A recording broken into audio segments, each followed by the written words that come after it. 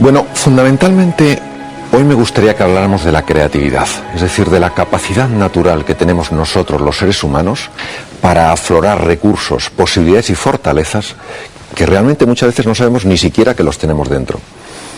Y en la pantalla aparece como un cartón viejo. A veces nosotros cuando miramos el pasado, cuando miramos nuestro pasado, tendemos muchas veces a fijarnos más en lo que ha ido mal, en lo que no funcionó, en lo que no salió. Y me gustaría transmitir algo que es una experiencia personal. Lo nuevo puede surgir de lo aparentemente viejo, con nuevas combinaciones, con nuevas formas de ligar elementos que parece que no tienen una relación. Eso es lo que vamos a ver hoy. El tema de las creencias es un tema absolutamente profundo y potente. Y cuando hablo de creencias no hablo sencillamente de ideas, de cosas que se me pasan por la cabeza y que mañana se van. Hablo de cosas que vivo como certezas a nivel inconsciente, no me las cuestiono, son así. ¿Para qué voy a darle vueltas a algo que es así? ¿Qué ocurriría si esto no fuera exactamente así? ¿Qué pasaría si aquello que nosotros creemos afecta a aquello que nosotros creamos? ¿Qué pasa o qué pasaría si yo pienso, tengo la certeza, la creencia profunda de que no puedo? ¿Tendrá esa creencia la capacidad de superar las capacidades naturales de mi cerebro y evitar que algo que yo podría lograr lo pueda lograr?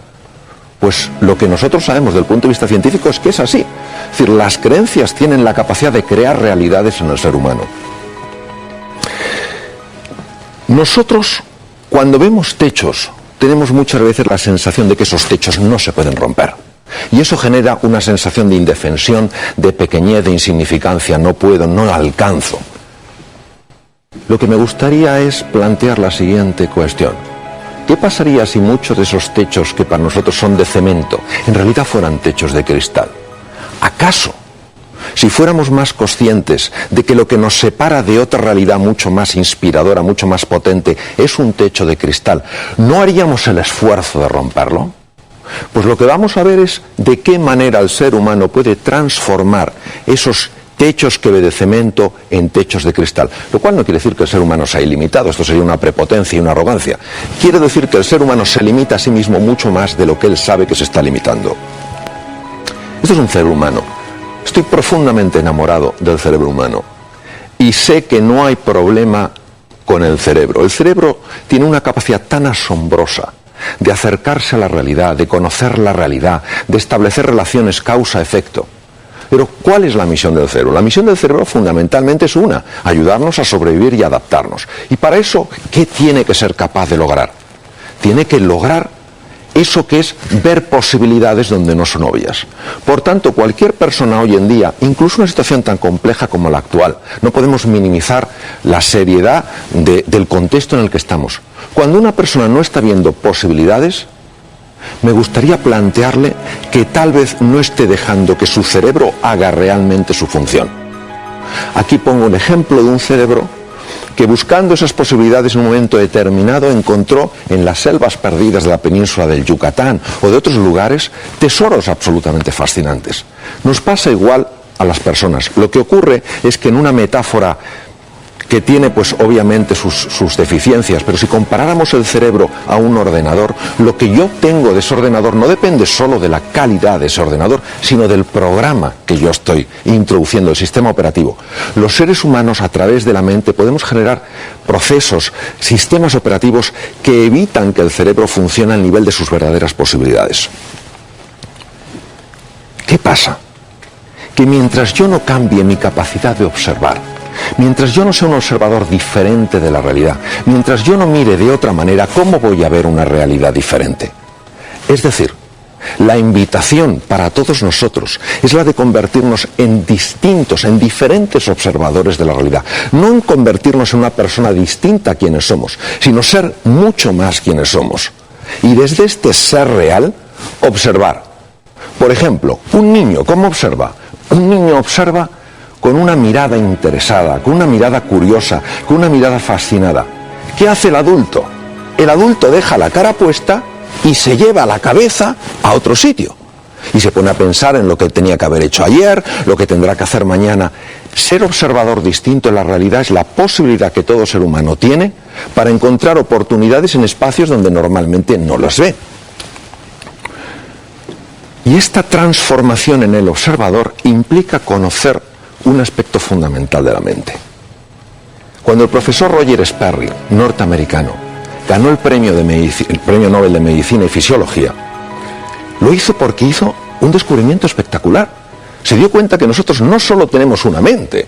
Claro, yo cuando camino, cuando pienso, cuando sueño, cuando escucho música, cuando hablo con alguien, tengo la sensación de que esa es la única mente que está operando.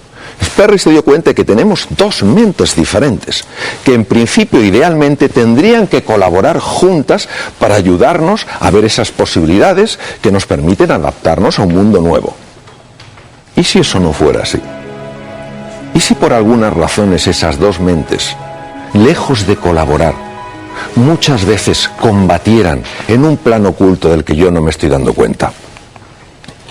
El primero que se dio cuenta a un nivel profundo y a un nivel científico fue Sigmund Freud.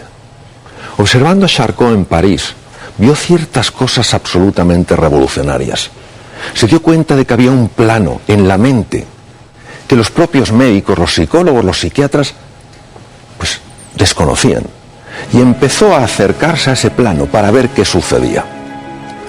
Una de las cosas que sí me gustaría traer del pensamiento de Sigmund Freud es esta frase: los seres humanos no somos conscientes de lo contradictorios que somos con nosotros mismos. Hay veces que yo quiero avanzar hacia un sitio y digo, si es que no puedo, si es que algo me lo impide. Y no me doy cuenta que soy yo mismo el que estoy limitando mi propio movimiento, porque no tengo esa perspectiva para darme cuenta de eso. De una forma sencilla voy a explicar cómo funciona la interrelación o la interacción entre mente consciente y la mente inconsciente. La mente consciente es aquello, obviamente, de lo que yo me estoy dando cuenta. Es un sistema de información muy complejo. Me estoy dando cuenta que estoy aquí, me estoy dando cuenta que es de noche, me estoy dando cuenta que hay una pantalla.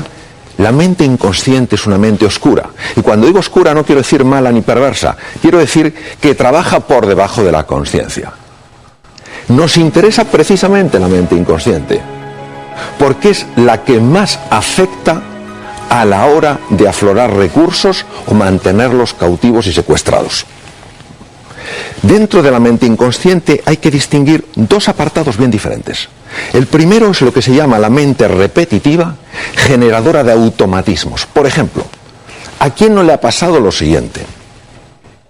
Tengo hoy una reunión muy importante, lo esencial es que no diga esto, y vas justo y dices eso. O quieres hacer una cosa y vas y haces la contraria. O has decidido dejar de fumar y de repente ves a una persona fumándose un cigarrillo y tienes como una necesidad imperiosa, como más intensa que la que tenías antes. Esta es la mente repetitiva generadora de automatismos que nos limitan. Sin embargo, hay una parte más profunda, emergente, intuitiva y transformadora del inconsciente. Y de esa es la que quiero hablar. Porque la primera, la de los automatismos, muchas veces lo que hace es anularnos. Nos secuestra, nos paraliza y nos esclaviza.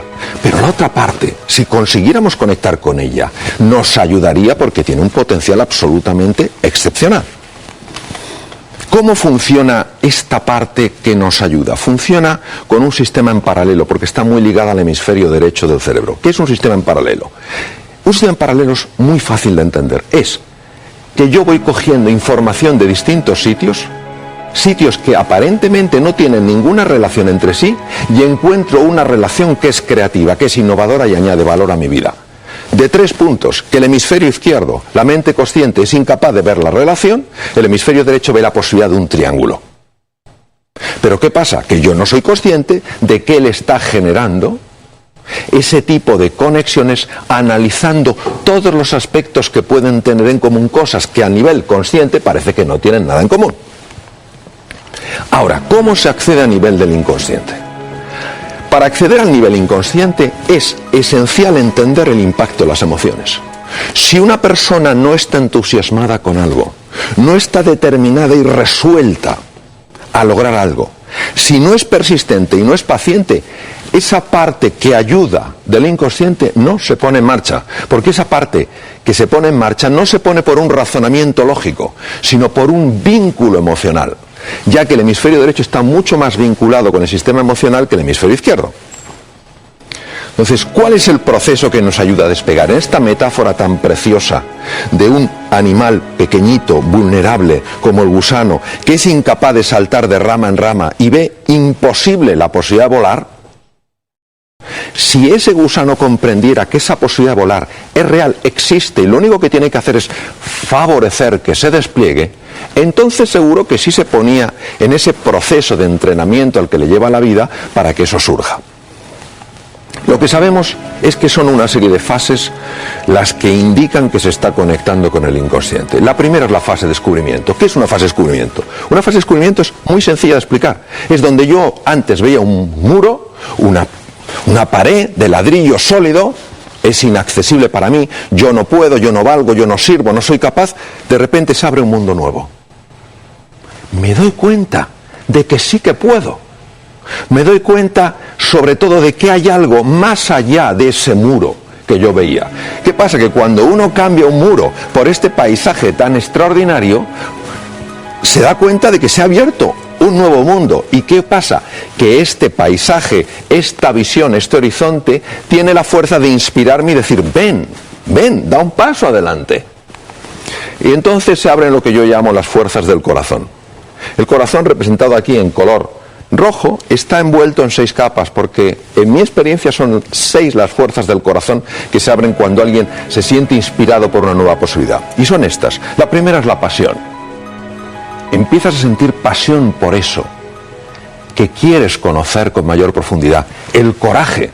¿Por qué? Porque es un entorno incierto. Pasas de un muro a un mundo nuevo. El coraje ante la incertidumbre. El tercero, el compromiso. Ahora, quiero marcar una diferencia entre implicación y compromiso, y lo voy a marcar con una pequeña metáfora. Un plato de huevos fritos con bacon. La gallina está implicada, el cerdo está comprometido. Claro, el cerdo se deja la piel. ¿Qué pasa? Que el compromiso es que tú te levantas una vez más de las que te caes. La implicación es, bueno, yo lo intento, que va mal, claro, yo sabía que en el fondo esto no iba a funcionar. Por eso es fundamental el compromiso, la determinación, ser inasequible al desaliento, la persistencia y la paciencia. Todo esto es importante que sepamos que está abriendo el inconsciente de par en par. Pero como normalmente no damos demasiado valor a las fuerzas del corazón, pensamos que todo depende del intelecto, no nos damos cuenta, no somos conscientes de lo que está sucediendo, porque sucede, digamos, en un plano bajo tierra, como el crecimiento de una raíz que no lo vemos cuando solo miramos desde fuera. ¿Para qué necesitamos estas fuerzas? Para superar el miedo a lo desconocido, para ponernos en marcha. Entonces, una serie de mensajes que sí me gustaría recalcar en relación a estas fuerzas del corazón. Hay muchas personas que ven una distancia tremenda entre donde quieren estar y donde están. Lo que les quiero decir es que si de verdad algo les inspira, la distancia no importa. Es irrelevante. Es irrelevante. Que no se dejen convencer por la distancia para conseguir su sueño. Es irrelevante si están entusiasmados. Si las fuerzas del corazón se han puesto en marcha, el inconsciente está puesto en marcha y va a encontrar un camino antes o después. Segundo, que la gente persistente logra su éxito precisamente donde otros abandonan. El propio Thomas Alva Edison, la persona que más patentes tiene en la historia, dijo: las personas que dicen que algo no puede ser hecho no deberían obstaculizar el camino de aquellos que ya lo están haciendo. Lo que hoy nos parece normal, nos olvidamos de que ayer era solo un sueño. Me gustaría que cada uno hiciéramos el ejercicio de ir hacia atrás un poco en nuestro pasado, en nuestra historia, para recordar cuántas veces fuimos capaces de superar cosas que nos parecían imposibles de superar. Ahora es cuando tenemos que traer esos recursos emocionales que están en el pasado y que los hemos olvidado. Traerlos delante para que sepamos que si pude, puedo y podré. Y que vas a triunfar no porque sepas que vas a triunfar, sino porque estás decidido a hacerlo. Por eso, yo creo que muchas veces la sensación cuando llega un nuevo año, el 2011, será un año de sorpresas, será un año de sustos. ¿Qué va a ser? Si no es lo que el año 2011 nos va a traer a nosotros, es lo que nosotros vamos a traer a este año. ¿Qué año vamos a hacer desde nuestra ilusión, desde nuestro compromiso, desde nuestra energía, desde nuestra compasión? ¿Vamos a ser recipientes, víctimas ahí, bueno, a ver qué pasa, a ver qué me trae el año? ¿O vamos a ser personas activas, decir, no, el año lo vamos a crear juntos entre todos y lo vamos a crear extraordinario? La tercera fase es la resolución. Es un poco lo que dijo el director del Centro Tecnológico en Houston cuando tuvieron el problema con el Apolo 13. Dijo, señores, no podían volver porque tenían un problema con los filtros y tenían que hacer un filtro redondo sobre una estructura cuadrada. Reunió a su equipo y dijo, señores, el fracaso no es una opción. Podemos cometer errores, pero hay que seguir, porque hay una serie de personas que dependen de nosotros. Esa es la resolución. ¿Y qué pasa cuando una persona tiene esa resolución? Pues que empieza a encontrar obstáculos. Una persona que no me ayuda, una persona que no me comprende, y empiezo a enfadarme con esas personas. Hagamos lo que hace un río. Un río en su camino hacia el mar no se enfada porque se encuentre con una piedra. Sencillamente la sortea. ¿Quién es el siguiente? Tú no me ayudas, ¿quién me puede ayudar? Tú no me das el recurso, ¿dónde puede estar? Es decir, ese concepto de río. Llevemos la energía donde hay que llevarla, no donde no hay que llevarla. No a enfadarse, sino a buscar resultados. Y claro, el ser humano, por supuesto que tiene problemas con el miedo, pero los principales problemas los tiene con la ignorancia que no sabe quién es en realidad.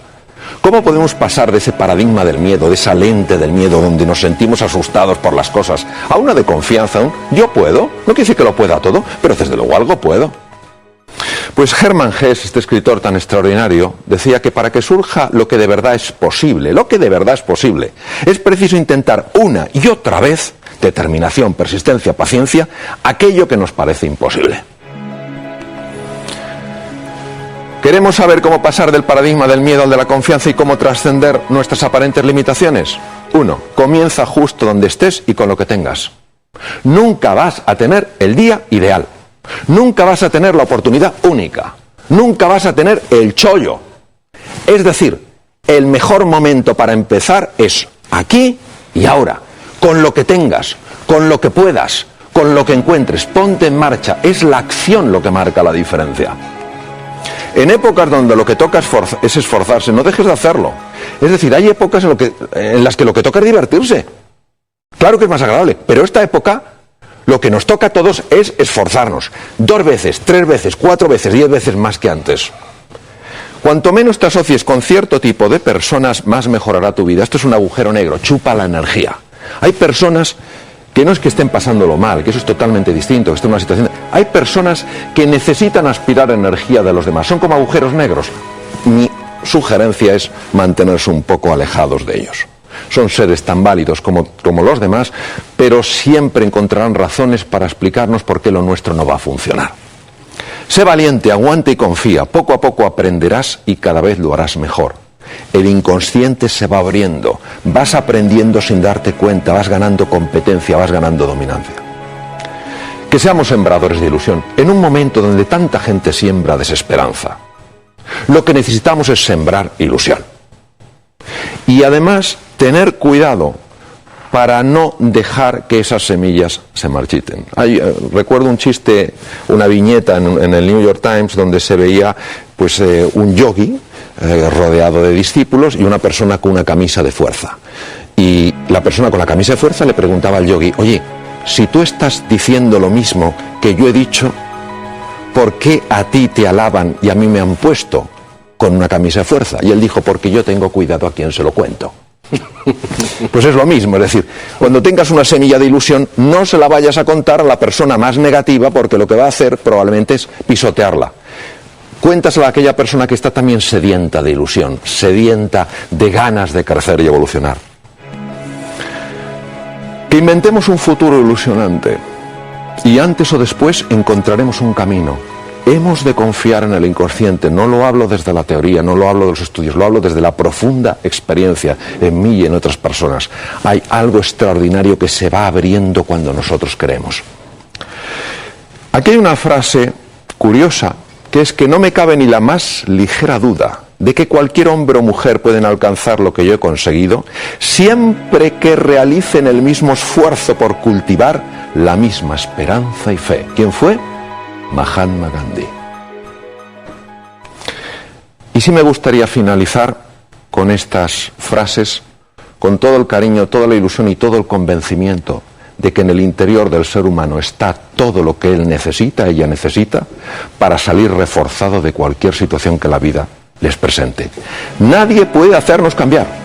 A ti, a mí, a nadie. Nadie puede evitar que cambiemos, aunque algunos lo quisieran.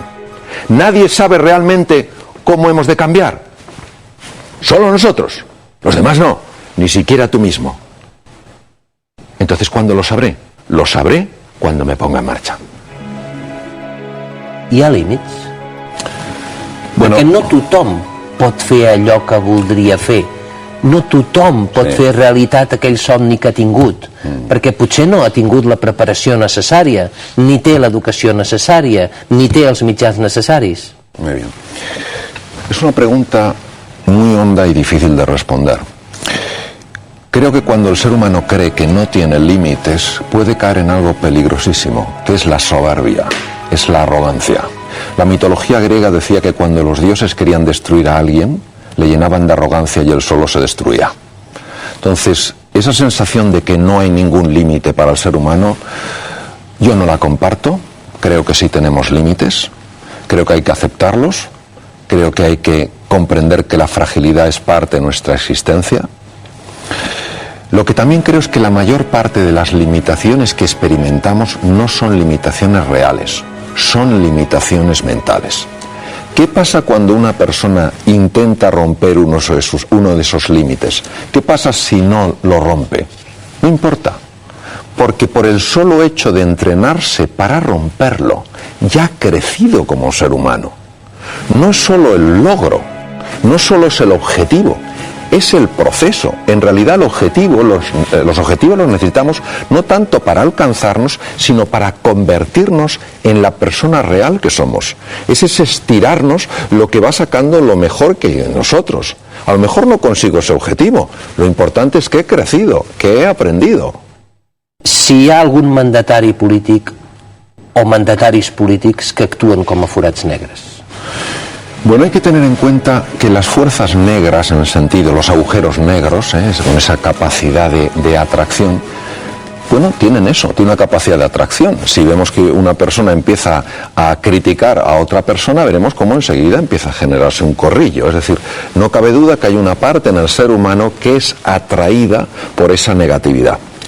Y obviamente hay personas en distintos entornos que pueden utilizar esa fuerza para atraer a otras personas y luego manipularlas.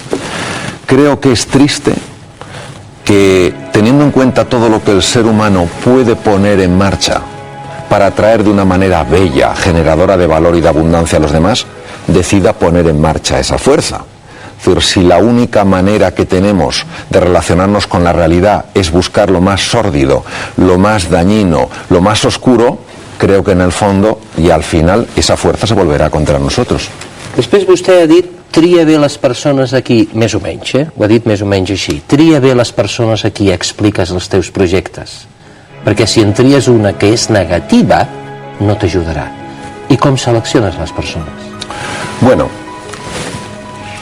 cuando alguien tiene un sueño, una ilusión, ha de ser cuidadoso desde mi punto de vista con quién la comenta, porque hay una gran tendencia a juzgar antes que a explorar, a decir las razones por las que algo no va a funcionar que las razones por las que podría funcionar. No hace mucho, con un profesional de la banca me decía que están valorando muy seriamente a la hora de conceder un crédito el entusiasmo de esa persona. Porque en la experiencia que han tenido cuando no han concedido créditos a esas personas entusiasmadas es que al final han conseguido grandes negocios y ellos no han sido parte de esos negocios. Yo diría que el sueño hay que compartirlo con aquellas personas a las que tú sabes que realmente les importas y que realmente te pueden ayudar para que ese sueño cristalice de una manera más rápida en una realidad. Doctor, hi ha molts joves a Espanya que marxen d'aquest país. No volen renunciar a crear, però han de marxar d'aquest país. Què els diu? Yo creo que el mensaje que puede ayudarnos tremendamente es el siguiente. No se trata de intentar cambiar a los demás. No podemos cambiar a nadie, por más que nos empeñemos. Nosotros podemos inspirarles, podemos motivarles, podemos apoyarles, podemos ayudarles, pero no podemos cambiarles. Lo único que podemos cambiar es a nosotros mismos. Es decir, Yo el mensaje creo que es el mensaje para cada uno de nosotros. ¿Qué voy a traer yo a este año nuevo? ¿Cómo voy a ir a esa reunión? ¿En qué conversaciones voy a entrar? ¿En conversaciones donde solo se critique y no se genere nada de valor? ¿O en conversaciones en las que veamos cómo tú y yo nos podemos ayudar? Es el trabajo interior, que por cierto es el más difícil, el que es más urgente hacer. Es decir, mucho menos tomar la posición de qué tiene que hacer esa persona a qué puedo hacer yo. Porque cuando una persona se dedica a buscar justificaciones y excusas, va a encontrar de todo tipo. Lo que no va a conseguir entonces son resultados. Entonces, mi mensaje, ilusionado y confiado, es: cada día, atrévete a marcar, aunque sea una pequeña diferencia. Y por inspiración los demás tal vez empiecen a hacer lo mismo. I els joves Nini, què els diu? Bueno, sencillamente yo les diría que el cambio, la transformación, la reinvención es una invitación. Y si ellos no quieren seguir esa invitación, no hay que forzarles a que la cojan. Con el tiempo se darán cuenta de que tal vez era necesario que lo hubieran hecho. Yo haría eso. Voldria acabar amb una frase que diu Francesc Granja, i vostè m'agradaria que la comentés. No deixem que ningú ens escrigui el guió. Es una frase que nos tiene que dar mucho que pensar, sobre todo a los padres. Porque muchas veces, intentando evitar que nuestros hijos sufran, eligiendo cosas que creemos que les podrían hacer sufrir, les estamos privando de lo más bello que tiene el ser humano, la libertad de elegir. Doctor Mario Alonso Puig, un plaer haver-lo tingut una altra vegada al programa Singulars. Gràcies. Gràcies. I sort. Maravillas.